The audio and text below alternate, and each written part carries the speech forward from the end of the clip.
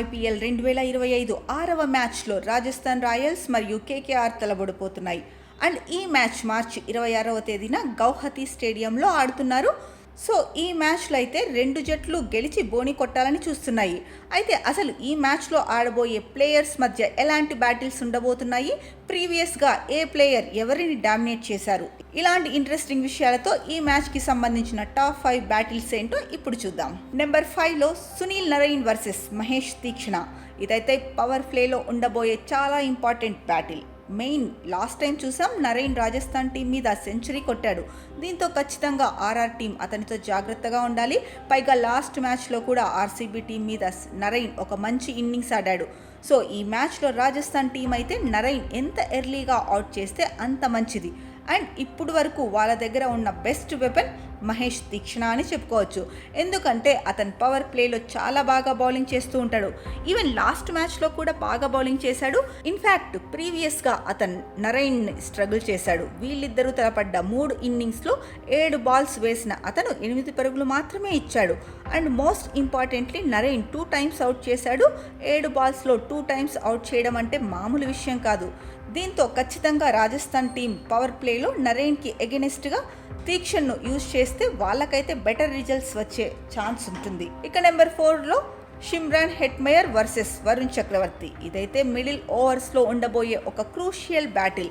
Especially Shimron Hetmyer last మ్యాచ్లో SRH మీద మంచిగానే బ్యాటింగ్ చేశాడు. At the same time Varun చక్రవర్తిని చూసుకుంటే కాస్త రివర్స్లో ఉన్నాడు. ఆర్సీబీ మీద ఎక్కువ రన్స్ ఇచ్చేశాడు. దీంతో ఎలాగైనా సరే ఈ మ్యాచ్లో కంబ్యాక్ చేయడానికి ట్రై చేస్తాడు. సో ఆల్రెడీ వరుణ్ చక్రవర్తి అయితే ప్రీవియస్గా హెట్మయర్ని స్ట్రగుల్ చేశాడు. వీళ్ళిద్దరూ తలపడ్డ 3 ఇన్నింగ్స్లో 7 బాల్స్ వేసిన అతను 6 పరుగులు మాత్రమే ఇచ్చాడు. మోస్ట్లీ 2 టైమ్స్ అవుట్ చేశాడు. సో క్లియర్గా హెట్మయర్గా ఆడితే చక్రవర్తికి ఎగెనిస్ట్గా పూర్ రికార్డ్ ఉంది. మరి ఈ మ్యాచ్లో అతని రికార్డ్ని మెరుగుపరుచుకుంటాడా, లేకపోతే మరోసారి వరుణ్ డామినేషన్లో కొనసాగుతుందా వేచి చూడాలి. ఇక నెంబర్ 3 రింకు సింగ్ వర్సెస్ తుషార్ దేశ్పాండే. ఇదైతే మిడిల్ అండ్ డెత్ ఓవర్స్ ఉండబోయే చాలా అంటే చాలా ఇంట్రెస్టింగ్ బ్యాటిల్. మెయిన్ SRH మ్యాచ్లో మిగతా ఆర్ఆర్ బౌలర్స్ ఫెయిల్ అయినప్పటికీ తుషార్ దేశ్పాండే అయితే మంచిగా బౌలింగ్ చేశాడు. అయితే ఈ మ్యాచ్లో చూసుకుంటే మాత్రం అతనికి ఒక పరీక్ష ఉండబోతోంది. కేకేఆర్ ఫినిషర్ అయిన రింకు సింగ్ మరియు రసెల్ ఇద్దరికీ కూడా అతని మీద మంచి రికార్డు ఉంది. మెయిన్లీ రింకు సింగ్ చూసుకుంటే ప్రీవియస్ ఇద్దరు తలపడ్డ 3 సందర్భాల్లో 13 బాల్స్ ఆడి 25 పరుగులు చేశాడు. అండ్ ఆల్సో ఒకసారి అవుట్ అయ్యాడు కూడా. బట్ స్ట్రైక్ రేట్ చూసుకుంటే క్లియర్గా అర్థమైపోతుంది దేశ్ పాండే రింకు సింగ్ని డామినేట్ చేశాడని. అలాగే రసెల్కి కూడా తుషార్కి ఎగెనిస్ట్గా ఆల్మోస్ట్ ఇదే స్ట్రైక్ రేట్ ఉంది. చూడాలి మరి ఈ మ్యాచ్లో డెత్ ఓవర్లో తుషార్ కేకేఆర్ ఫినిషర్ను ఎలా ఆపుతాడు అనేది.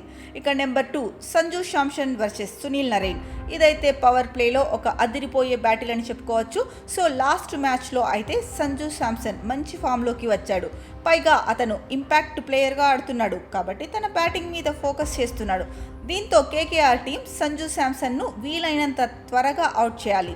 సో దీనికోసం అయితే వాళ్ళు ఈసారి పవర్ ప్లే వరుణ్ చక్రవర్తిని కాకుండా సునీల్ నరైన్ని తీసుకొని రావాలి. ఎందుకంటే సునీల్ నరైన్కి శాంసన్ మీద చాలా మంచి రికార్డు ఉంది. వీళ్ళిద్దరూ ప్రీవియస్గా 13 ఇన్నింగ్స్లో తలబడితే 82 బాల్స్ వేసిన అతను 66 పరుగులు మాత్రమే ఇచ్చాడు. అండ్ ఆల్సో 3 సార్లు వచ్చేసాడు శాంసన్. సో క్లియర్గా అర్థం చేసుకోవచ్చు స్ట్రైక్ రేట్ని బట్టి సంజు శాంసన్ నరైన్కి ఎంతలా స్ట్రగుల్ అవుతున్నాడనేది. పైగా లాస్ట్ మ్యాచ్లో కూడా నరైన్ చాలా బాగా బౌలింగ్ చేశాడు. మరి చూడాలి కేకేఆర్ టీం మెయిన్లీ శాంసన్కి ఎగెనిస్ట్గా నరైన్ని యూజ్ చేసి అతని వికెట్ని తీస్తారా లేదా అనేది. ఇక నెంబర్ 1 అజింక్య రహానే వర్సెస్ సందీప్ శర్మ. ఇది కూడా పవర్ ప్లేలో మరి ఇంట్రెస్టింగ్ బ్యాటిల్. మెయిన్లీ లాస్ట్ మ్యాచ్లో చూసాం అజింక్య రహానే అద్భుతమైన బ్యాటింగ్ చేశాడు. సో రాజస్థాన్ టీం అయితే దీన్ని దృష్టిలో పెట్టుకొని రహానే ఎంత ఎర్లీగా అవుట్ చేస్తే అంత మంచిదే. మెయిన్లీ అతను బ్యాటింగ్కి రాగానే సందీప్ శర్మని యూజ్ చేస్తే వాళ్ళకైతే చాలా మంచి రిజల్ట్ వచ్చే ఛాన్స్ ఉంటుంది. ఎందుకంటే ప్రీవియస్గా సందీప్ శర్మ రహానేను డామినేట్ చేశాడు. వీళ్ళిద్దరూ తలపడ్డ 10 ఇన్నింగ్స్లో 79 బాల్స్ వేసిన అతను 75 పరుగులు మాత్రమే ఇచ్చాడు. అండ్ ఆల్సో రహానేను 2 టైమ్స్ అవుట్ చేశాడు.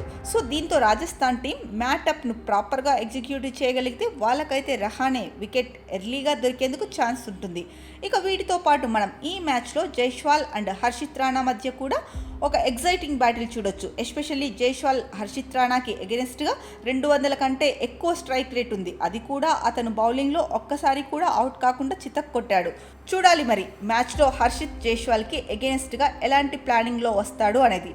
సో గైస్, ఈ మ్యాచ్లో ఉన్న టాప్ 5లో ఇంట్రెస్టింగ్ ప్లేయర్స్ బ్యాటిల్స్. మరి మీరు ఈ మ్యాచ్లో ఏ బ్యాటిల్స్ కోసం మోస్ట్ ఎగ్జైటింగ్గా వెయిట్ చేస్తున్నారో కింద కామెంట్ చేయండి.